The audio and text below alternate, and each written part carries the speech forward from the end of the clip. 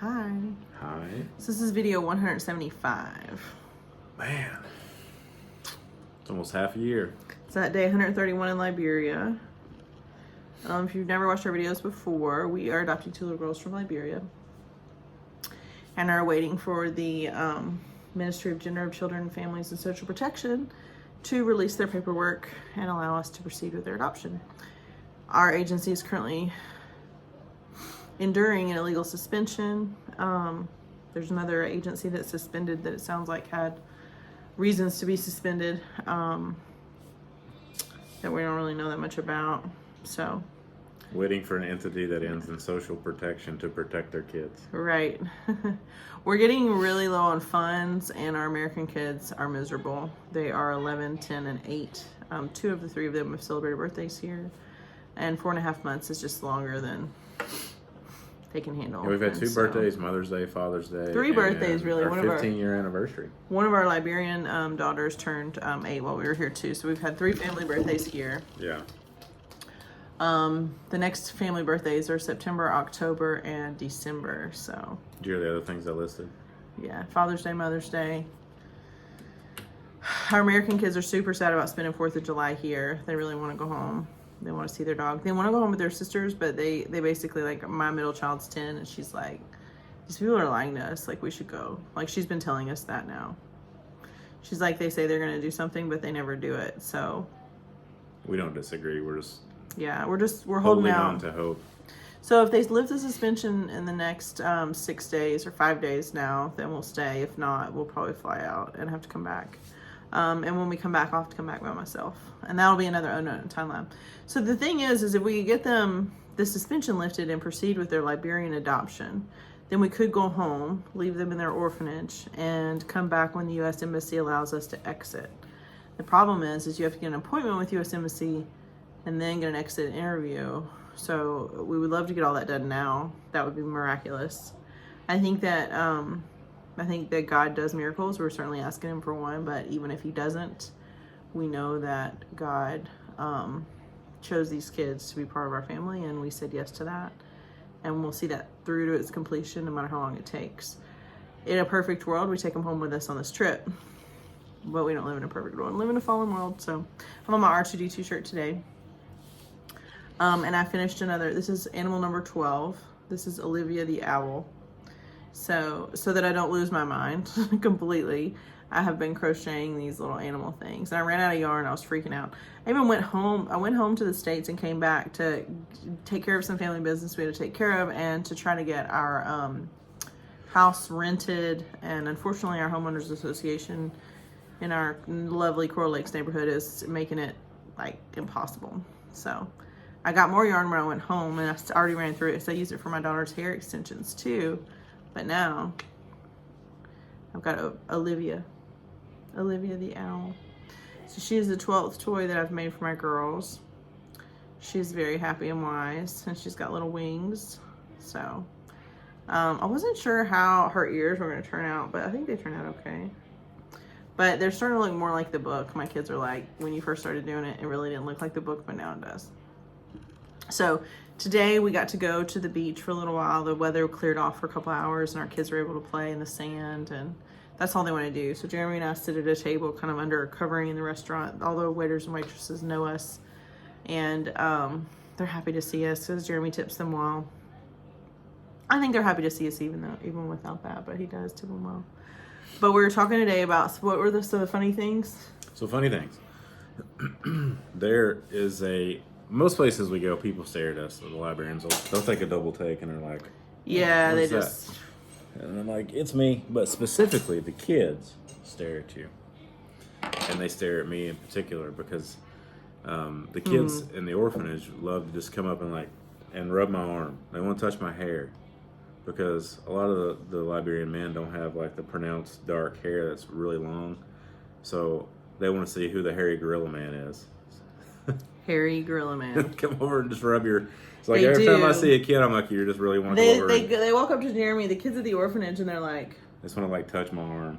It's just like so weird to them that he has hair on his arms. Yeah. It's like, and if you look at like a lot of the men here, they don't have just hair. Their hair texture is just different, and they don't very have little. arm hair like that, but Jeremy's got like, you could braid it. And they like to mess with his hair too. The girls like to braid his hair, but they're just kind of funny. Yeah. So it's gonna be nice. Like in America, you'll see different people of different races, and no one just stands out. But here, we're obviously a major minority, and we stick out a lot. And people just look at us like, you know. And what made me think of that? There was these two little boys sitting like diagonally to us, and they're probably like, I don't know, 6 and 8, and yeah, they were just little. like staring at me, and I'm just like, you want to rub my They just arm, kept don't you? looking over at us, like behind us. They were with their family. Is that They girly kept person? turning. I'm pretty sure we saw these two women on the beach today, taking pictures of themselves, like selfies. But we're pretty sure we saw them taking pictures of our kids too. Just Our kids are probably because on they're Facebook novelties. somewhere. Like, oh look, Hopefully not. We I don't saw like our white kids people on Facebook. today. You see a picture of. I mean, it's just weird for them. So. Yeah. But like today, my neck kind of hurt. I think I slept weird. But I mean, we were literally so depressed that like it's raining. So today we woke up and ate breakfast, and it was literally pouring down rain. And our kids just want to watch cartoons, and there's really nothing else for them to do. So we just like all took a nap. Like the kids were watching cartoons. I went back to sleep. Jeremy, like there's just nothing for us to do. And like I've talked to Jeremy like maybe we should go to like the La Bassa Eco Lodge for the day. He's like, no, I don't think it'll help. Like. I'm like, maybe we should try to do something, you know, to get them, you know, entertained. And he's like, we're past that. We're past being able to cheer them up. So, but I've talked about my muscles being kind of sore. I haven't done anything. So, but then Jeremy started talking about Willy Wonka people. Yeah, if you guys remember the original Willy Wonka, this may be in the remake too with Johnny Depp. I've never seen that one, but in the original, there's a scene where the grandparents are in bed. They've been in bed for 20 years, and that's what I feel like.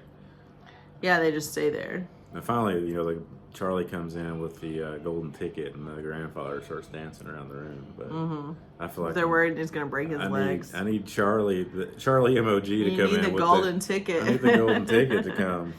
Oh, to take us to the like how I factory. segued into that? Yes, I like your segues. Yep. But then when we get home, we're not going to have any money anyway, so we're going to have to get back to work. Get back to it. I'm ready. Might need some legal money. Yeah. Jeremy and I'll sue everybody. Yes. I'll sue Hopefully they won't give us a reason to sue them, but if they do. Because any time they do that, they're just, I don't know. So, you can give your financial update. Financial update. So, this is what's going on in the red, white, and blue. Average income for American households is $75,000 a year. The average home in America, new purchase, is $400,000 to $450,000.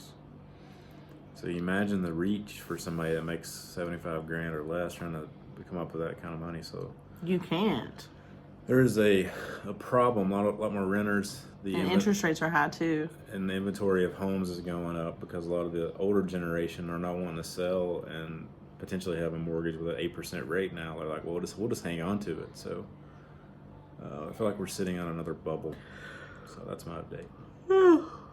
It's pretty bad Someone's how gotta expensive give. things are. Like imagine being like a college student or like fresh out of college, first time job or first with a new family. How in the world can you afford a house that expensive at 8%? Sounds pretty stressful. You know, I mean, I think those were interest rates back in like the early 80s. That's what it was. Well, late 70s, 10%, early 80s, they were like 8 to 12%, 15% even. 15%, yeah. But back then though, you could put money in a savings account and get like a 10% return. That I don't think is even possible anymore. It's true. I'm freezing. It's cold in here. So we got a little frustrated at so one of the other waiting families contacted the consular's office and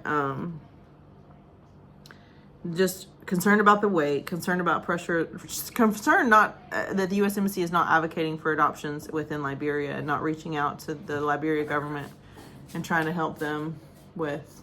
Are you putting on your sweater, Papa?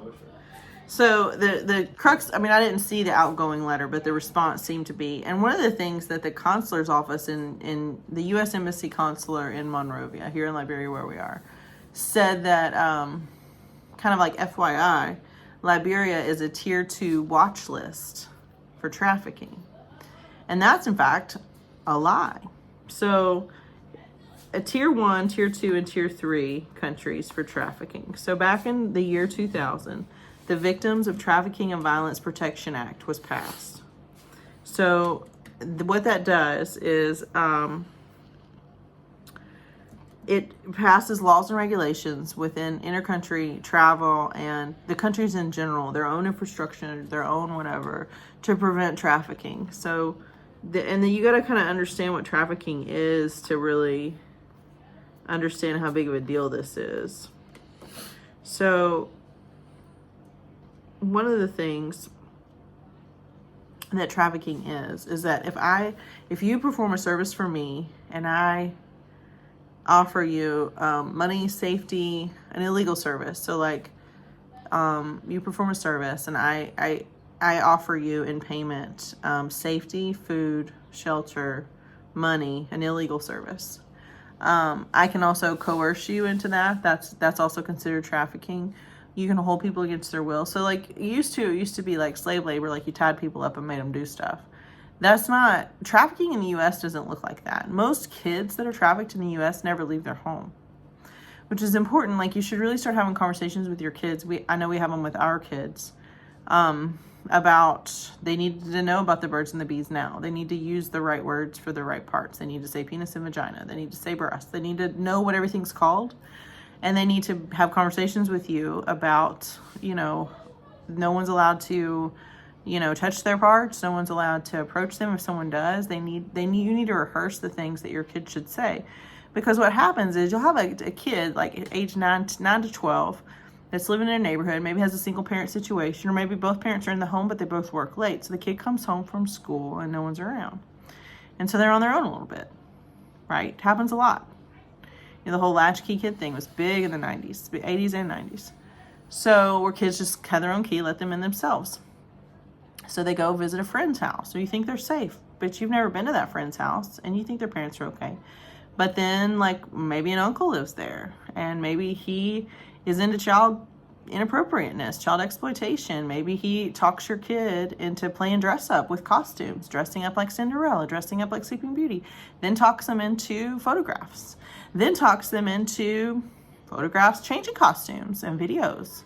And here you go. Now you've gone down this slippery slope. But your kid that's hanging out with Uncle Joe, who lives with friends that you sit at the soccer field with, friends that are in your neighborhood, kids go to the same school, maybe go to the same private school, like all that. But here Uncle Joe is kind of flirting with some boundaries. Definitely. It's all, traffickers target churches for sure, especially fast-growing young churches.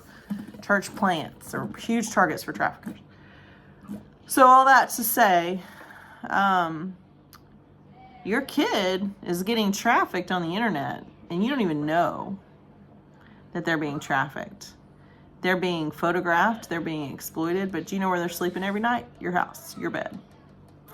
I mean, not your bed, but your house, where you pay, they're home for dinner. And then it escalates. And then if you've not had those conversations with your kids about inappropriate things, like, okay, when we let our kids they don't go play at the neighbor's house behind a closed door.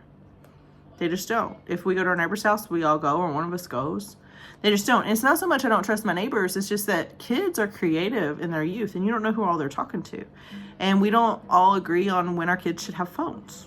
But even if you don't agree on when your kid has a phone, even my kids know how to take my phone and probably call somebody if they want to, because we've taught them to call 911. So you just never know. That's trafficking in the U.S., all right? So in the year 2000, there were no trafficking laws. There was nothing to protect the victims when people were rescued from trafficking situations. And at some point, if you grow up in that culture, so say you grow up, playing dress up Uncle Joe, or Uncle Janie, or Aunt Janie, Uncle Janie.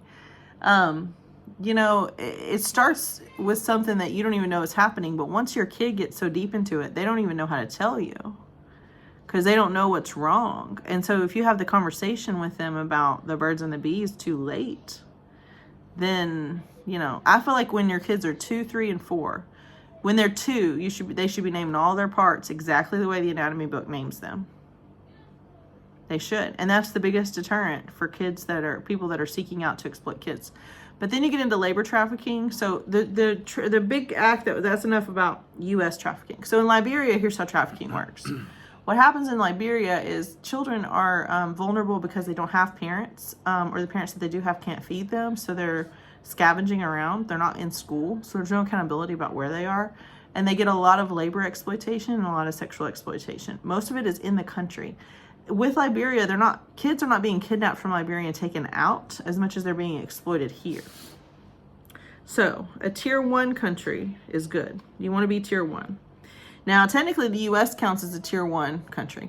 Now, what a tier 1 country has is it has laws and governing bodies that adhere to the Trafficking Act. So the Victims of Trafficking and Violence Protection Act of 2000 has rules and guidelines within it, and government entities that have laws that are consistent with that. Now, whether or not they follow these laws, because you talk about trafficking across our borders, like people are running across Mexico. How many people are coming in Mexico every day? Oh, it's unbelievable. It's been like 8 million in the last 3 years is a low estimate, but then they say Unchecked. 80 plus thousand kids have been trafficked across our border. Here's another thing that bothers me. So the U.S. is a tier 1, but the U.S. is the largest consumer of trafficking victims in the world. Mm-hmm. So we may have this prestigious rating, and I'm sure we probably helped come up with this system. We have all the right laws in place. We just don't necessarily follow them. Doing our best. We do have all of the laws. Yeah. And we have the consequences. Like if you commit this crime, you should have this thing. So it's there. There is an office. The U.S. State Department also has an office to monitor and combat trafficking in people. So there's that. So tier 1 governments are countries whose governments fully comply with the minimum standards of the Trafficking Violence Protection Act. Minimum standards. Tier 2 countries are governments that do not fully comply with all of TVPA's, the Trafficking Violence Protection Act's, minimum standards, but are making significant efforts to bring themselves into compliance with these standards. So they don't have all the laws yet, but they're really working hard.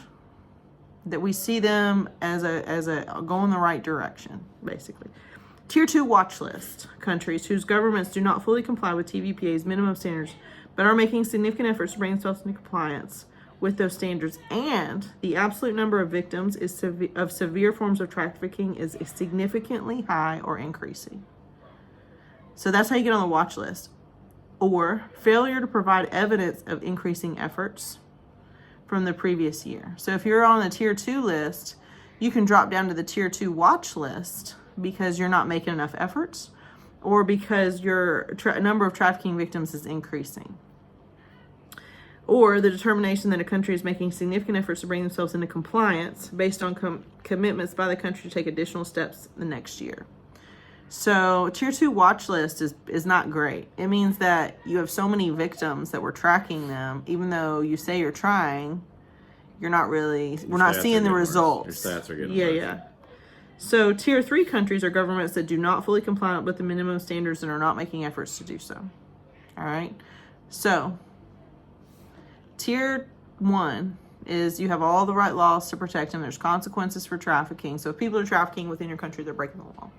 Tier 2, you don't have all the right laws and procedures in place to protect these people, and specifically the victims. You don't have rehabilitation programs to help victims after they've been rescued from trafficking, to get them jobs, to get them back on their feet. You don't have programs where they can testify against their traffickers and be protected. So that's part of that tier 2. So a tier 2, you're working on it, but a tier 2 watch list is like you say you're working on it, but the numbers are going up. And tier 3 is you're not even trying. So one thing that really made me mad is that this consular person that replied to this email back and forth with one of the other adoptive families that they were kind enough to share in our group link states, please be assured that the efforts we are taking to determine if a child is an orphan, this is from the consular's office, and that a legal adoption has taken place to help ensure the safety and well-being of children, the rights of parents and relatives who are priority in these matters of custody and adoption. These efforts also help ensure that the requirements of the U.S. Immigration and Nationality Act are met. As your office may be aware, Liberia previously had a moratorium on intercountry adoptions due to a general lack of oversight and concerns about the adoption process. That was in 2009, so 15 years ago. That happened. 2015, they had passed all these laws to pass it. We do know that. Thank you, Madam Consular, or whoever was writing this, Mr. Consular. Additionally, Liberia is a Tier 2 watch list country for human trafficking. That's a flat-out lie. They are not a Tier 2 watch list. They're a Tier 2. And they do it every year. So 2023. 2022, they were a Tier 2 watch list. 2023, they were not. So they've made strides. So, sincerely, the consular section. And I'm like, but that's not true. So not only are they biased, so we don't plan on them making this easy for us. If they make it easy for us, then I'll be shocked. As Amanda Kramer was shocked when she got approved quickly. But,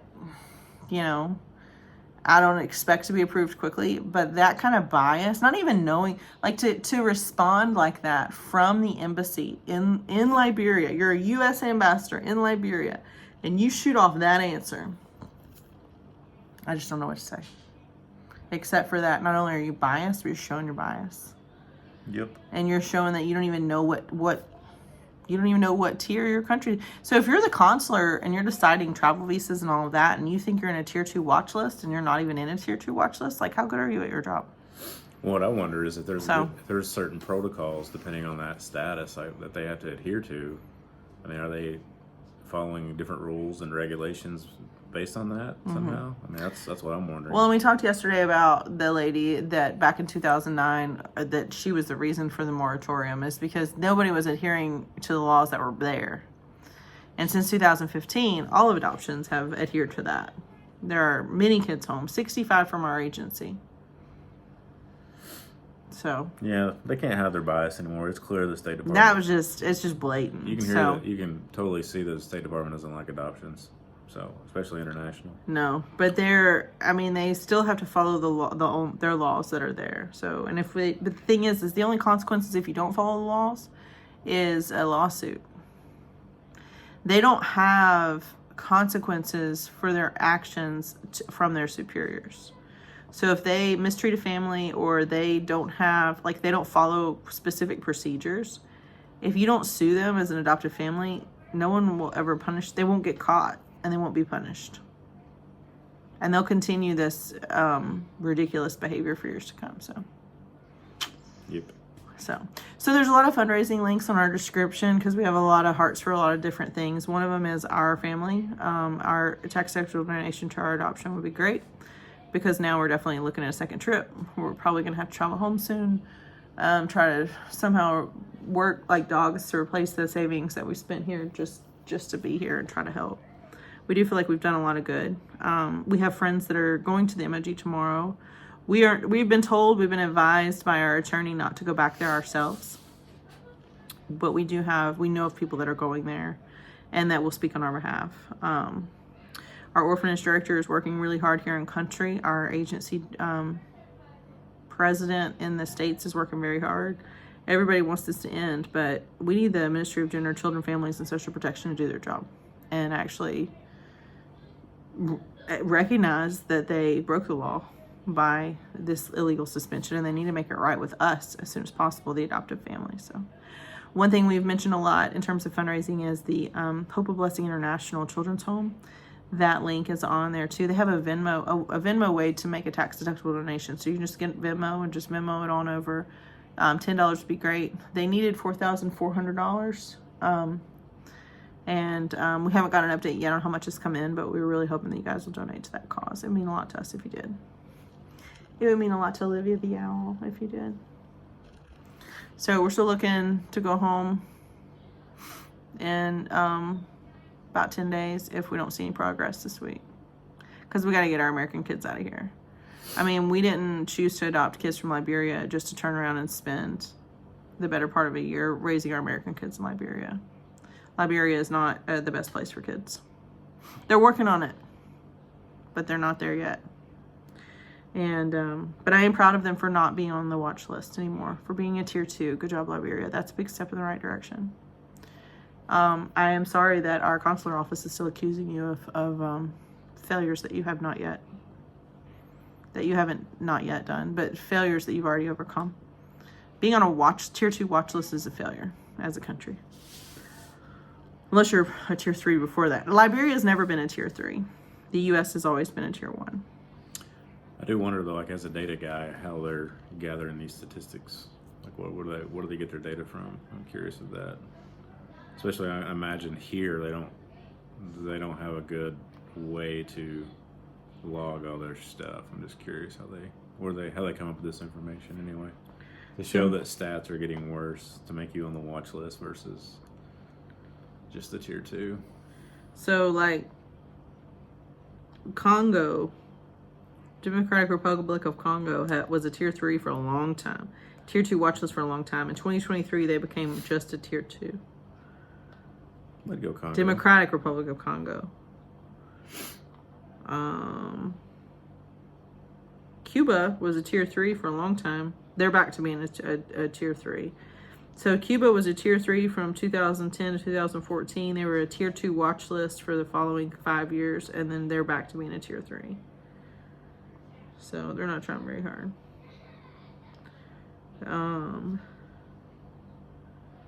Were you curious about any countries?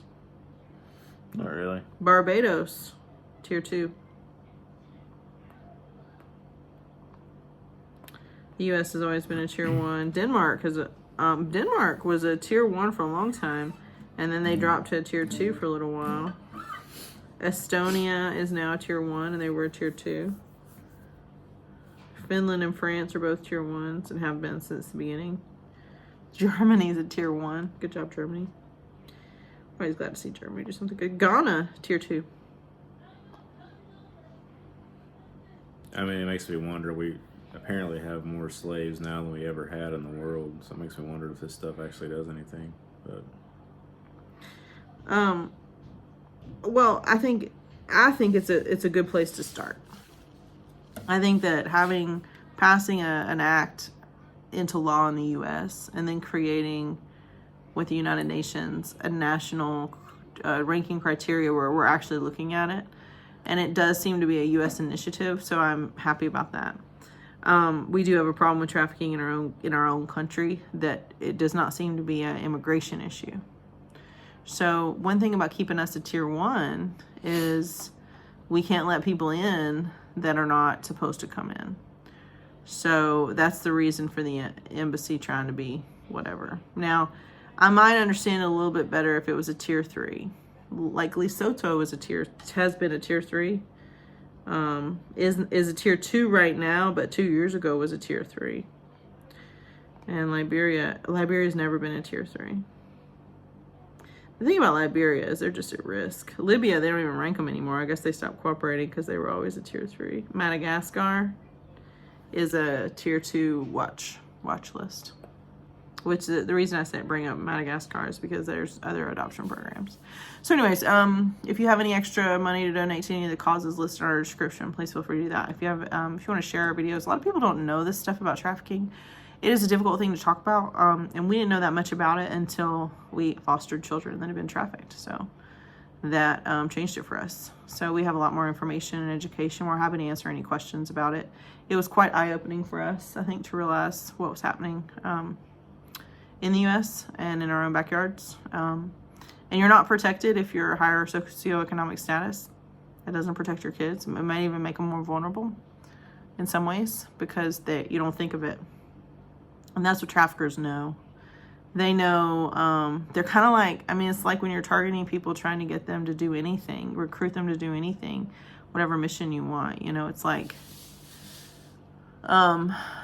you can recruit. If you're a dynamic speaker and you got a good idea, you can recruit people. And if you weaponize your powers of recruitment to something else, you can still recruit. So,